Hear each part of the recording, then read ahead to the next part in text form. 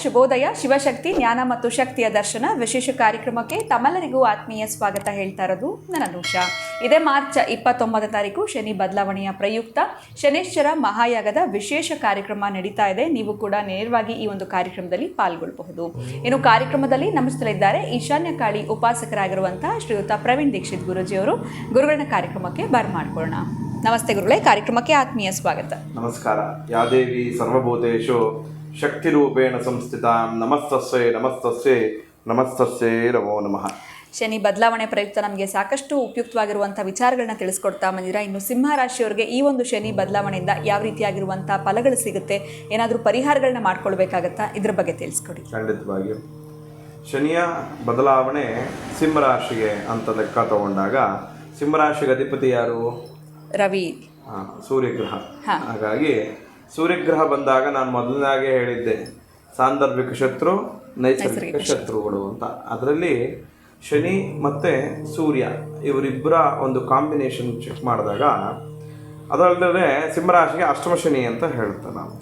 ಅಷ್ಟಮ ಶನಿ ಅಂತ ಬಂದಾಗ ಏನು ಕೊಡ್ತಾನೆ ಅಂದಾಗ ಅವನೇನು ಮಾಡಲ್ಲ. ಶನಿ ಏನು ಮಾಡ್ತಾನೆ ಅಂದರೆ ಮೊದಲಾಗಿ ಆರೋಗ್ಯವನ್ನು ಹಾಳು ಮಾಡ್ತಾನೆ.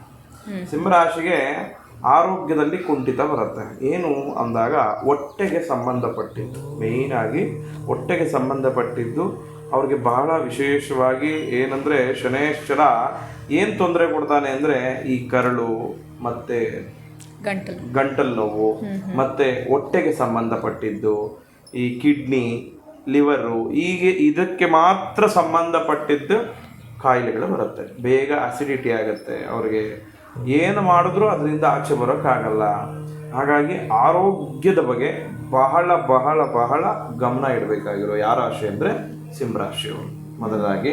ಮತ್ತು ಹಣ ಕೊಡ್ತಾನೆ, ಖಂಡಿತವಾಗಿ ಹಣ ಕೊಡ್ತಾನೆ. ಆ ಹಣವನ್ನು ವ್ಯಯ ಎಲ್ಲಿ ಮಾಡ್ತಾನೆ ಅಂದರೆ ಹಾಸ್ಪಿಟ್ಲಿಗೆ ವ್ಯಯ ಮಾಡ್ತಾನೆ. ಅದಕ್ಕೋಸ್ಕರವಾಗಿ ನಿಮ್ಮ ಊಟದ ಸಮಯ ಬಹಳ ಕಟ್ಟುನಿಟ್ಟಾಗಿರಬೇಕು. ಏನೇ ಆಗಲಿ, ಏನೇ ತೊಂದರೆ ಇರಲಿ, ನಿಮ್ಮ ಊಟದ ಸಮಯ ಬಂತಾ ಆ ಸಮಯಕ್ಕೆ ಹೋಗಿ ಒಂದು ತುತ್ತಾದರೂ ಊಟ ಮಾಡಿ, ಹೆಲ್ತಿ ಫುಡ್ ತಿನ್ನಿ.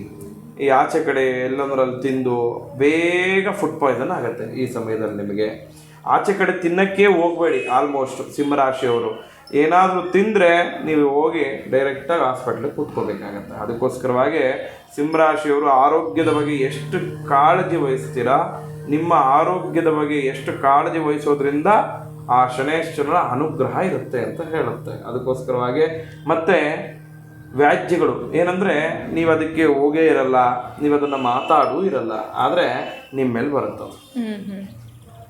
ನೀವೆಲ್ಲೋ ಇರ್ತೀರಾ, ನೀವು ಆ ಜಾಗಕ್ಕೆ ಹೋಗೂ ಇರಲ್ಲ, ಆದರೆ ನೋಡಪ್ಪ ಇವ್ರು ಬಂದರು ಅದಕ್ಕೆ ಈ ಕೆಲಸ ಆಯಿತು ಅಂತ ನಿಮ್ಮ ಮೇಲೆ ಬರುತ್ತೆ. ಅದಕ್ಕೋಸ್ಕರವಾಗಿ ಆಮೇಲೆ ಯಾರೇ ಏನೇ ಬರಲಿ, ಏನೇ ಹೇಳಲಿ, ನಮ್ಗೆ ಗೊತ್ತು ನಾನು ಮಾಡಿಕೊಡ್ತೀನಿ ಅಂತ ಅವ್ರಿಗೊಂದು ವಾಗ್ವಾದ ಮಾಡಿಕೊಡ್ಬೇಕು.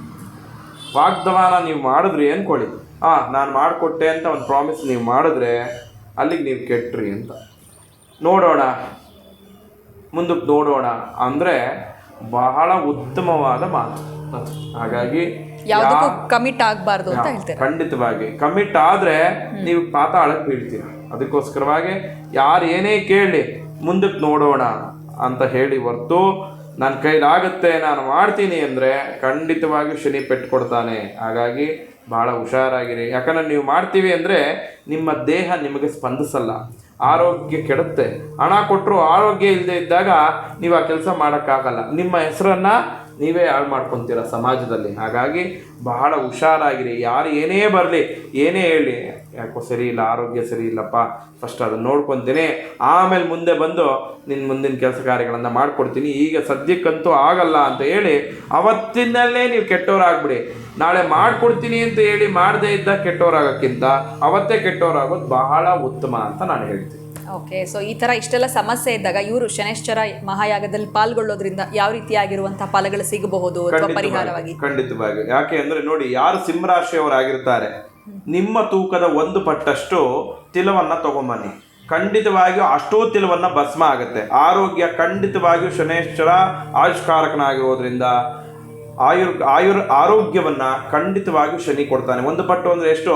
ನಾನೊಂದು 60 kg ಇದ್ದೀನಿ ಅಂದಾಗ 6 kg ತಿಲ, 6 kg ತಿಲವನ್ನು ತಂದು ಯಥಾಶಕ್ತಿ ದಕ್ಷಿಣೆಯನ್ನು ಕೊಟ್ಟು ಆ ಜಾಗದಲ್ಲಿ ಅಲ್ಲಿ ಯಾಗ ಆಗುತ್ತಲ್ಲ ಆ ಜಾಗದಲ್ಲಿ ತಂದು ಕೊಡಿ.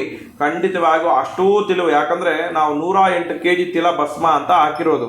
108 kgಗಿಂತ ಜಾಸ್ತಿ ಆಗುತ್ತೆ, ಆದರೆ ಮಿನಿಮಮ್ 108 kg ತಿಲ ಅಂತ ಹೇಳಿರೋದು. ನಿಮ್ಮ ಪ್ರತಿಯೊಂದು ತಿಲ ಕೂಡ ಅಲ್ಲಿ ಭಸ್ಮ ಆಗುತ್ತೆ. ಆ ಭಸ್ಮ ಆಗಿರೋದ್ರಿಂದ ನಿಮ್ಮ ಆರೋಗ್ಯ ಏನೇ ಸಮಸ್ಯೆ ಇದ್ರೂ ಖಂಡಿತವಾಗಿಯೂ ಅದಕ್ಕೆ ಪರಿಹಾರ ಶನೇಶ್ವರ ಕೊಟ್ಟೇ ಕೊಡ್ತಾನೆ. ಖಂಡಿತ ಗುರುಗಳೇ, ಸಿಂಹರಾಶಿಯವರಿಗೆ ಹೊಟ್ಟೆ ಸಂಬಂಧಿತ ಸಮಸ್ಯೆಗಳು, ಆರೋಗ್ಯದ ಸಮಸ್ಯೆಗಳು ಕಂಡು ಬರ್ಬೋದು ಅಂತ ತಿಳಿಸ್ಕೊಟ್ರಿ. ಜೊತೆಗೆ ನೀವು ಮಾಡ್ತಿರುವಂಥ ವಿಶೇಷ ಶನೇಶ್ವರ ಮಹಾಯಾಗದಲ್ಲಿ ಪಾಲ್ಗೊಳ್ಳಬಹುದು, ಅದರಿಂದ ಕೂಡ ಅವರಿಗೆ ಸಾಕಷ್ಟು ಆರೋಗ್ಯದಲ್ಲಿ ಅಭಿವೃದ್ಧಿನ ಕಾಣೋದಕ್ಕೆ ಸಾಧ್ಯ ಆಗುತ್ತೆ ಅಂತ ತಿಳಿಸ್ಕೊಟ್ಟಿದ್ದೀರಾ. ಧನ್ಯವಾದಗಳು ತಮಗೆ. ನಮಸ್ಕಾರ. ಜೈ ಶ್ರೀಕೃಷ್ಣ.